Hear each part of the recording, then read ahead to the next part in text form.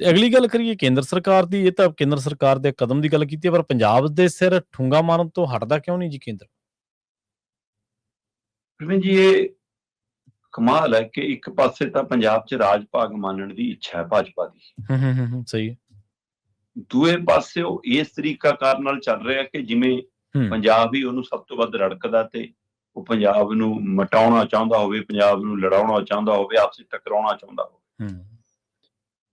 ਮਨਰੇਗਾ ਵਰਗੀ ਯੋਜਨਾ ਦੇ ਹਵਾਲੇ ਨਾਲ ਆਪਾਂ ਗੱਲ ਕਰਦੇ ਆਏ ਕਿ ਇਹਨਾਂ ਦੀ ਚਿੱਠੀ ਆਈ ਜੀ, ਉਹ ਚਿੱਠੀ ਚੀਫ ਸੈਕਟਰੀ ਕੋਲ ਆ ਗਈ। ਅੱਜ ਜਦੋਂ ਆਪਾਂ ਗੱਲ ਕਰ ਰਹੇ ਹਾਂ ਤਾਂ ਬੁੱਧਵਾਰ ਦਾ ਦਿਨ ਚੜ੍ਹ ਗਿਆ ਸਾਡੇ। ਜੀ ਜੀ। ਐਤਵਾਰ ਨੂੰ ਰਾਸ਼ਟਰਪਤੀ ਨੇ ਮੋਹਰ ਲਾਈ, ਜੀ ਰਾਮ ਜੀ ਜਦੋਂ ਬਣ ਗਿਆ, ਤੇ ਉਸੇ ਦਿਨ ਐਤਵਾਰ ਨੂੰ ਹੀ ਕੇਂਦਰੀ ਮੰਤਰਾਲੇ ਨੇ ਚਿੱਠੀ ਪੰਜਾਬ ਦੇ ਚੀਫ ਸੈਕਟਰੀ ਨੂੰ ਜਾਂ ਹੋਰਨਾਂ ਸੂਬਿਆਂ ਦੇ ਚੀਫ ਸੈਕਟਰੀਆਂ ਨੂੰ ਕੱਢਤੀ ਕਿ 26 ਤਰੀਕ ਤੱਕ ਗ੍ਰਾਮ ਸਭਾ ਦੇ ਮਤੇ ਪਵਾ ਕੇ ਭੇਜ ਦਿਓ।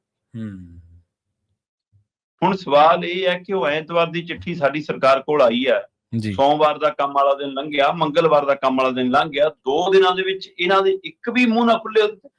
ਸਹੀ ਹੈ। ਇੱਕ ਟਿੱਪਣੀ ਵੀ ਨਾ ਆਵੇ। ਜਿਹੜੇ ਮਾੜਾ ਜਾਂ ਕਿਸੇ ਦੇ ਦੂਏ ਦੇ ਕਹੇ ਤੇ ਪ੍ਰੈਸ ਕਾਨਫਰੰਸ ਕਰਨ ਬਹਿ ਜਾਂਦੇ ਨੇ ਜੀ, ਹੈ ਨਾ, ਕੀ ਇਹਨਾਂ ਦੇ ਮੰਤਰੀ, ਕੀ ਐਮਐਲਏ, ਕੀ ਬੁਲਾਰੇ ਕਿੱਥੇ ਨੇ ਉਹ ਸਾਰੇ? ਐਡਾ ਵੱਡਾ ਹਮਲਾ ਹੈ, ਪੀਰਾ ਹਮਲਾ ਹੈ। ਪਹਿਲਾ ਹਮਲਾ ਪੰਜਾਬ ਦੇ ਉਹਨਾਂ ਮਨਰੇਗਾ ਦੇ ਮਜ਼ਦੂਰਾਂ ਦੇ ਉੱਤੇ ਜਿਨ੍ਹਾਂ ਤੋਂ ਰੁਜ਼ਗਾਰ ਖੁੱਸਣਾ। ਦੂਜਾ ਹਮਲਾ ਪਿੰਡਾਂ ਨੂੰ ਇੱਕ ਦੀਵਾਨੀ ਨਹੀਂ ਦਿੰਦੀ ਸੂਬਾ ਸਰਕਾਰ। ਜਿਹੜਾ ਪੈਸਾ ਹੁਣ ਤੱਕ ਪਿੰਡਾਂ 'ਚ ਲੱਗ ਰਿਹਾ ਉਹ ਮਨਰੇਗਾ ਤਹਿਤ ਤੇ ਲੱਗ ਰਿਹਾ, ਤੇ ਪਿੰਡਾਂ ਦਾ ਰਹਿੰਦਾ ਖੁੰਦਾ ਕੰਮ ਵੀ ਸਾਰਾ ਰੁਕ ਜਾਣਾ। ਤੀਜਾ ਹਮਲਾ ਪੰਜਾਬ ਦੇ ਖਜ਼ਾਨੇ ਤੇ ਸਿੱਧਾ ਇਸ ਯੋਜਨਾ ਤਹਿਤ 40% ਦੇ ਹਿੱਸੇ ਦਾ ਬੋਝ ਪੈਣਾ ਨਵਾਂ। ਜੀ ਪ੍ਰਵੀਨ ਜੀ, ਆ ਲੰਘਿਆ ਬਰਾ ਹੁਣ ਤੱਕ ਜਿਹੜੀ ਮਨਰੇਗਾ ਦੀ ਯੋਜਨਾ ਜਿਸ ਤਰ੍ਹਾਂ ਚੱਲ ਰਹੀ ਸੀ, ਆਪਾਂ ਪਹਿਲਾਂ ਵੀ ਗੱਲ ਕਰ ਚੁੱਕੇ ਹਾਂ ਕਿ ਕੁੱਲ ਜਿਹੜੀ ਲੇਬਰ ਦਾ ਅਦਾਇਗੀ ਹੁੰਦੀ ਆ ਉਹ ਕੇਂਦਰ ਨੇ ਦੇਣੀ ਹੁੰਦੀ ਆ। ਸਮਾਨ ਦੀ ਅਦਾਇਗੀ ਔਰ ਸਕਿਲਡ ਲੇਬਰ ਦੀ ਅਦਾਇਗੀ ਦੇ ਵਿੱਚ 75-25 ਕਰਨਾ ਹੁੰਦਾ। ਕੇਂਦਰ ਨੇ 75, ਸੂਬੇ ਨੇ 25। ਜੀ ਜੀ। ਉਹਦੇ ਨਾਲ ਹੀ ਕੁੱਲ ਰੇਸ਼ੋ 90-10 ਬਣ ਜਾਂਦੀ ਹੈ ਕਿ 90% ਅਦਾਇਗੀ ਕੇਂਦਰ ਦੀ ਆ, 10% ਸੂਬੇ ਦਾ ਹਿੱਸਾ ਬਣਦਾ ਹੁੰਦਾ ਜੀ। ਉਹ 10% ਇਸ ਲੰਘੇ ਬਰੇ ਚੋਂ 1 ਰੁਪਈਆ ਵੀ ਸੂਬਾ ਸਰਕਾਰ ਨਹੀਂ ਪਾ ਸਕੀ। ਤੇ ਹੁਣ ਤਾਂ ਕੁੱਲ ਯੋਜਨਾ ਦਾ 60% ਕੇਂਦਰ ਨੇ ਤੇ 40 ਸੂਬੇ ਨੇ ਦੇਣਾ। ਫਿਰ ਜਿਹੜੇ 10 ਨਹੀਂ ਪਾ ਸਕੇ ਉਹ 40 ਪਾ ਲੈਣਗੇ। 40 ਪਾ ਦੇਣਗੇ, ਸਹੀ ਗੱਲ। ਸੋ ਜਦੋਂ 40 ਨਹੀਂ ਪੈਣਾ ਤਾਂ ਫਿਰ ਯੋਜਨਾ ਤਾਂ ਮਰੀ। ਠੀਕ ਹੈ, ਕਈ ਇਤਰਾਜ਼ ਖੜਾ ਕਰਦੇ ਆ ਜੀ ਕਿ ਤਾਂ ਬੈਠ ਕੇ ਮੁੜੇ ਆਉਂਦੇ ਨੇ, ਇਹ ਤਾਂ ਧੁੱਪੇ ਬੈਠੇ ਰਹਿੰਦੇ ਨੇ, ਸੜਕਾਂ ਤੇ ਬੈਠੇ ਰਹਿੰਦੇ ਨੇ, ਮਿੱਟੀ ਪੱਟ ਕੇ ਇੱਧਰ ਦੀ ਉੱਧਰ ਛਿੜਦੇ ਨੇ। ਬਈ ਉਹਨਾਂ ਤੋਂ ਕੰਮ ਲੈਣਾ ਕੀ ਨਹੀਂ ਹੈ, ਪੰਚਾਇਤ ਨੇ ਕੰਮ ਕਰਨ ਦੀ। ਉਹਨਾਂ ਕੋਲ ਘਰ ਦੇ ਨੇੜੇ ਜੇ ਕੰਮ ਮਿਲ ਰਿਹਾ ਤਾਂ ਉਹ ਸਨਮਾਨ ਦੀ ਰੋਟੀ ਖਾਣਾ ਚਾਹੁੰਦੇ ਨੇ। ਸਹੀ ਹੈ, ਬਿਲਕੁਲ। ਉਹਨਾਂ ਤੋਂ ਲਵਾ ਲਓ ਬੂਟੇ, ਉਹਨਾਂ ਤੋਂ ਪਾਲਣ ਕਰਾ ਲਓ ਬੂਟਿਆਂ ਦਾ। ਪਿੰਡਾਂ ਦੇ ਵਿੱਚ ਕਿਤੇ ਸਟੇਡੀਅਮ ਬਣੇ ਨੇ, ਕਿਤੇ ਗਲੀਆਂ ਬਣੀਆਂ ਨੇ, ਕਿਤੇ ਕੁਛ ਲੱਗਿਆ ਨੇ, ਉਹ ਸਾਰਾ ਕੁਝ ਹੋਇਆ ਇਹਨਾਂ ਮਨਰੇਗਾ ਦੇ ਤੇ ਹੋਇਆ। ਜੀ ਜੀ। ਸੋ ਇਸ ਲਈ ਜਿਹੜਾ ਇਹ ਫੈਸਲਾ ਕੇਂਦਰ ਦਾ ਇਹ ਵੀ ਹੁਣ 60-40, ਅਗਲਾ ਕਹਿੰਦਾ ਕਿ ਨਾ ਤਾਂ ਅਸੀਂ ਤੁਹਾਡੇ ਤੋਂ ਬਜਟ ਪੁੱਛਣਾ, ਹੁਣ ਨਾ ਅਸੀਂ ਤੁਹਾਡੇ ਤੋਂ ਕੰਮ ਪੁੱਛਣਾ ਕਿੰਨਾ ਕਰਨਾ ਹੈ, ਨਾ ਅਸੀਂ ਤੁਹਾਡੀ ਲੇਬਰ ਕਿੰਨੀ ਹੈ, ਕਿੰਨਿਆਂ ਦੇ ਜੌਬ ਕਾਰਡ ਬਣੇ ਨੇ, ਕਿੰਨਿਆਂ ਨੇ ਅਪਲਾਈ ਕੀਤਾ, ਨਾ ਪੁੱਛਣਾ। ਅਸੀਂ ਤਾਂ ਆਪਣਾ ਬਜਟ ਰੱਖਾਂਗੇ, ਉਹ ਚੋਂ 60% ਅਸੀਂ ਦੇਵਾਂਗੇ, 40 ਤੁਸੀਂ ਦਿਓ। ਜੇ 40 ਤੁਸੀਂ ਪਾਇਆ ਨਹੀਂ ਤਾਂ ਯੋਜਨਾ ਮਰੀ। ਸਹੀ। ਹੁਣ ਉਹ ਤਾਂ ਮਾਰ ਰਹੇ ਨੇ ਤੁਹਾਡੇ ਸਿਰ 'ਚ ਠੂੰਗਾ ਜੀ, ਤੇ ਹੱਥ ਤੋਂ ਚੀਕ ਵੀ ਨਹੀਂ ਵੱਜਦੀ। ਤੁਸੀਂ ਅੱਜ ਤੱਕ 2 ਦਿਨਾਂ ਤੋਂ ਕੁਸਕੇ ਹੀ ਨਹੀਂ। ਔਰ ਇਹ ਜਿਹੜੀ ਚਿੱਠੀ ਆਈ ਹੈ ਚੀਫ ਸੈਕਟਰੀ ਨੂੰ, ਉਹਦੇ ਵਿੱਚ ਹੁਕਮ ਕੀ ਹੈ ਕਿ ਜੀ 26 ਤਰੀਕ ਤੱਕ ਗ੍ਰਾਮ ਸਭਾਵਾਂ ਦੇ ਮਤੇ ਪਵਾ ਕੇ ਕੇਂਦਰ ਨੇ ਸੰਬੰਧਿਤ ਪੋਰਟਲ ਤੇ ਅਪਲੋਡ ਕਰੋਗੇ ਜੀ, ਸਾਨੂੰ ਮਨਜ਼ੂਰ ਹੈ, ਨਵਾਂ ਫਾਰਮੂਲਾ ਬਾ ਕਮਾਲ ਹੈ। ਸਹੀ ਹੈ, ਬਿਲਕੁਲ ਏਦਾਂ ਦੀ। ਤੇ ਜੇ ਤੁਸੀਂ ਇਹ ਕਰਾਉਣਾ ਹੈ 30 ਤਰੀਕ ਦਾ ਸੈਸ਼ਨ ਕਦ ਨਹੀਂ ਬੁਲਾਇਆ? ਸਵਾਲ ਤਾਂ ਇਹ ਖੜਾ ਜੀ। ਸਹੀ ਹੈ। ਹੁਣ ਇਹ ਸਭ ਦੇ ਵਿੱਚ ਜੇ ਕਿਸੇ ਅਧਿਕਾਰੀ ਨਾਲ ਤਾਲਮੇਲ ਕਰੋ ਤਾਂ ਉਹ ਨਹੀਂ ਕੁਝ ਬੋਲਦਾ। ਅੱਛਾ। ਜੇ ਇਹਨਾਂ ਦੇ ਲੀਡਰਾਂ ਨਾਲ ਤਾਲਮੇਲ ਕਰੋ ਉਹ ਨਹੀਂ ਕੁਝ ਬੋਲ ਕੇ ਰਾਜੀ। ਉਹ ਕਹਿੰਦੇ ਨਾ ਅਜੇ ਕੋਈ ਟਿੱਪਣੀ ਨਹੀਂ ਜੀ, ਅਜੇ ਮਸ਼ਵਰਾ ਚੱਲ ਰਿਹਾ, ਗੱਲ ਕਰ ਰਹੇ ਆ।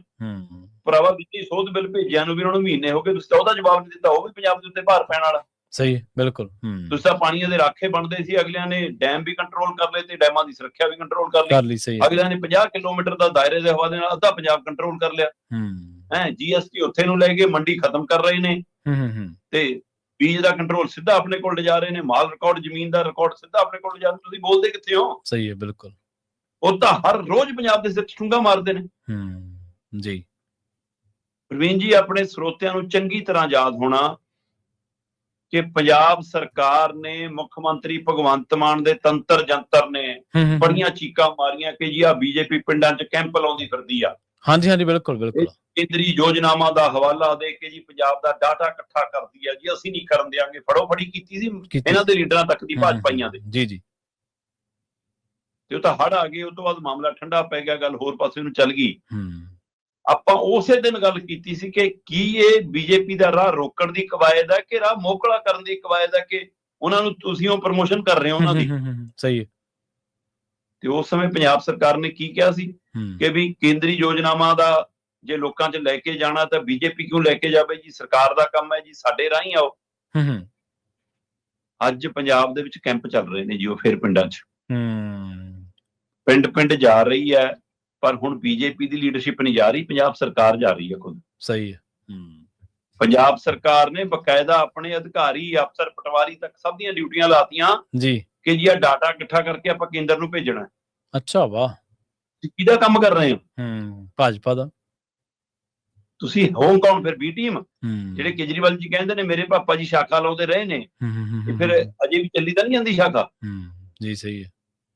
ਇਸ ਵਿੱਚ ਕਿਹਦੇ ਲਈ ਕੰਮ ਕਰ ਰਹੇ ਹੋ? ਕੀ ਪੰਜਾਬ ਸਰਕਾਰ ਨੂੰ ਇਹ ਡਰ ਹੈ ਈਡੀ ਦਾ, ਸੀਬੀਆਈ ਦਾ? ਮੈਂ ਨਹੀਂ ਕਹਿੰਦਾ ਕਿ ਕਾਂਗਰਸ ਕੋਈ ਬੋਲ ਪਾਊਗੀ, ਕਿਉਂਕਿ ਉਹ ਵੀ ਰਾਸ਼ਟਰੀ ਪਾਰਟੀ, ਉਹ ਵੀ ਕੇਂਦਰੀ ਕੰਟਰੋਲ ਚਾਹੁੰਦੀ ਆ। ਮੈਂ ਨਹੀਂ ਕਹਿੰਦਾ ਕਿ ਅਕਾਲੀ ਦਲ ਤੋਂ ਉਮੀਦ ਰੱਖੋ, ਕਿਉਂਕਿ ਉਹ ਤਾਂ ਆਪਣੇ ਘਰੇ ਨਾਲ ਉਲਝਿਆ, ਬੇਸ਼ੱਕ ਚੋਣਾਂ ਲੜਨ ਦੇ ਲਈ ਉੱਠਦਾ ਹੈ, ਪਰ ਪੰਜਾਬ ਦੇ ਮੁੱਦਿਆਂ ਲਈ ਉਹ ਵੀ ਨਹੀਂ ਉੱਠਦਾ।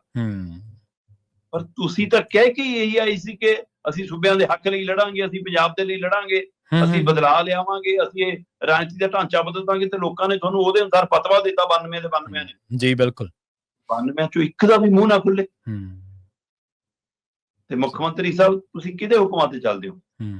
ਪੰਜਾਬ ਦੇ ਲੋਕਾਂ ਦੇ, ਜਿਨ੍ਹਾਂ ਨੇ ਤੁਹਾਨੂੰ ਇਲੈਕਟ ਕੀਤਾ ਜੀ, ਜਾਂ ਕੇਜਰੀਵਾਲ ਜਿਹਨੇ ਤੁਹਾਨੂੰ ਸਿਲੈਕਟ ਕੀਤਾ, ਜਾਂ ਅਮਿਤ ਸ਼ਾਹ, ਮੋਦੀ ਜਿਨ੍ਹਾਂ ਦੇ ਪਾਲੇ 'ਚ ਤੁਸੀਂ ਜਾਣਾ ਚਾਹੁੰਦੇ ਹੋ ਜਾਂ ਡਰਦੇ ਹੋ ਉਹਨਾਂ ਤੋਂ? ਕੀ ਕਰਨਾ?